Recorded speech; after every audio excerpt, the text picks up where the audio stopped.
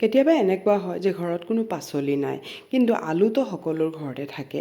সেইকাৰণে আজি এটা ব্ৰেকফাষ্টৰ একেবাৰে হেল্ডি এটা ৰেচিপি মই লৈ আহিছোঁ। এতিয়া মই এটা আলু বাকলি গুচাই পেলাই ঠাণ্ডা পানীতে অলপ তিয়াই থৈছিলোঁ, আৰু পানীতে নৰ্মেল পানী হয়, আৰু পানীতে আকৌ মই ভালকৈ গ্ৰেট কৰি লৈছোঁ। এনেই গ্ৰেট কৰিলে ক'লা পৰি যাব, আৰু এতিয়া মই অলপ দেৰি তিয়াই থৈ দিম, তাৰ ষ্টাৰ্চখিনি ওলাই যাব।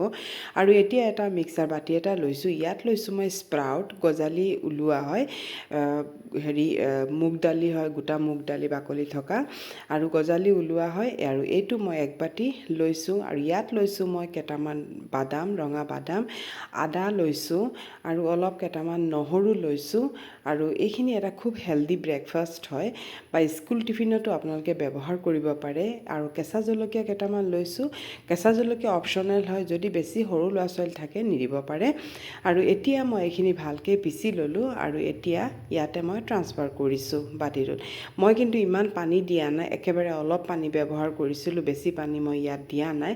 আৰু এতিয়া গোটেইখিনি ট্ৰান্সফাৰ কৰি মই কি কৰিছোঁ, ইয়াত অলপ পিঁয়াজ দি দিছোঁ, কাৰণ যিহেতু মই আজি একো পাচলি ব্যৱহাৰ কৰা নাই। আৰু এতিয়া এইখিনি মই ভালকৈ ধুই ল'লোঁ, আৰু এতিয়া খুব চেপি পেলাই আৰু ইয়াতে মই দি দিছোঁ, কাৰণ অলপ পানীও যদি থাকে পিছত আকৌ বেচন বা অলপ বেছি ব্যৱহাৰ কৰিব লাগিব, তেতিয়া টেষ্টটো গুচি যাব।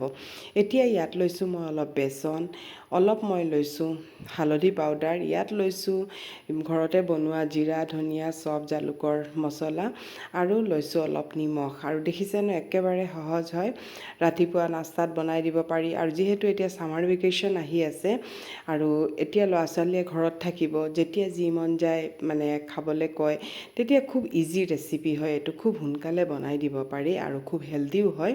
আৰু বেচনটো অলপ মানে কম যেন লাগিছিলে, সেইকাৰণে মই আৰু অলপ বেচন, আৰু যদি আপোনালোকে ক্ৰিস্পি কৰিব বিচাৰে তেতিয়াহ'লে ইয়াত আপোনালোকে অলপ চাউলৰ গুড়ি দিব পাৰে। মই আজি দিয়া নাই, মই অলপ কোমলকৈয়ে বনাইছোঁ, সেইকাৰণে চাউলৰ গুড়ি ইয়াত মই ব্যৱহাৰ কৰা নাই। আৰু এতিয়া চাওক এই ধৰণে হৈছে। মই কিন্তু আজি পূৰা লিকুইড বনোৱা নাই, মই অলপ মানে থিককৈ থৈছোঁ বেটাৰটো, অলপ মানে বা লিকুইড দুই ধৰণে, এই একে বেটাৰকে দুই ধৰণে বনাব পাৰি। আৰু মই এই ধৰণে অলপ সৰু সৰুকৈ বনাইছোঁ, তেতিয়া মানে কেইবাখনো একেলগে হৈ যায়গৈ, আৰু সোনকালে হৈ যায়। যিহেতু ইমান গৰম, বহুত দেৰিলৈকে পাকঘৰত থাকিবলৈ মন নাযায়, সেইকাৰণে এই ধৰণে দিলে মানে অলপ কেইবাটাও হৈ যায়, আৰু সৰু সৰুকৈ দিলে ভাল লাগে। এতিয়া চাওকচোন একেলগে দিছোঁ, ইয়াত 4খন হৈ গৈছে। আৰু যিহেতু অলপ ডাঠ, এখন বা দুখন খালেই পূৰা পেট ভৰি যাবগৈ, আৰু সেইকাৰণে মই এই ধৰণে দিছোঁ। এতিয়া মই ঢাকনখন লগাই পেলাই থৈ দিম, যিহেতু আলু আছে, সিজিব লাগিব, সেইকাৰণে ঢাকি পেলাই থৈ দিছোঁ। আৰু এতিয়া চাওক তাৰ ওপৰত মই অলপ অলপ তেল দি দিছোঁ, কাৰণ লুটিয়াই দিম যিহেতু, সেইকাৰণে অলপ অলপ মই তেল দি দিছোঁ। আৰু এতিয়া মই এইখিনি এই ধৰণে লুটিয়াই দিম। এয়া চাওক তলটো কিমান ধুনীয়াকৈ কালাৰ আহিছে, আৰু দেখিছেনে একেবাৰে ইজি, আৰু তাতকৈ মানে বেছি হেল্ডি হয়। স্প্ৰাউটটো ল'ৰা ছোৱালীয়েতো এনেই নাখায়, মই তিয়াই থওঁ এনেই নাখায়, কাৰণ গোন্ধাই বোলে, মানে কিবা দিগদাৰী পায়, আৰু সেইকাৰণে এই ধৰণে মই খুৱাওঁ। আৰু এতিয়া এয়া চাওক এইখিনি অলপ লুটিয়াই মেলি দুইফালে দিছোঁ, দি পেলাই আৰু অলপ ক্ৰিস্পি হোৱালৈকে মই নমাই ল'ম। কিন্তু ইমান ক্ৰিস্পিও নহ'ব, কাৰণ মই ইয়াত চাউলৰ গুড়ি ব্যৱহাৰ কৰা নাই, অলপ কোমল থাকিব।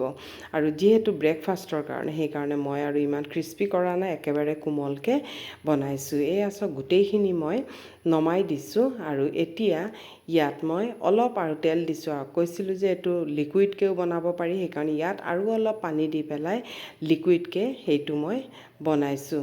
আৰু এয়া চাওক এইখিনি এই ধৰণে এই ধৰণেও বনাব পাৰি। মইতো আপোনালোকক দেখাবলৈহে কৰিছোঁ। প্ৰথম আকৌ ঢাকি দিম, কাৰণ আলুটো অলপ সিজিবলৈ, তাৰপিছত আকৌ মই কৰি ল'ম। আৰু চাওকচোন আজিৰ ব্ৰেকফাষ্ট কেনেকুৱা লাগিছে।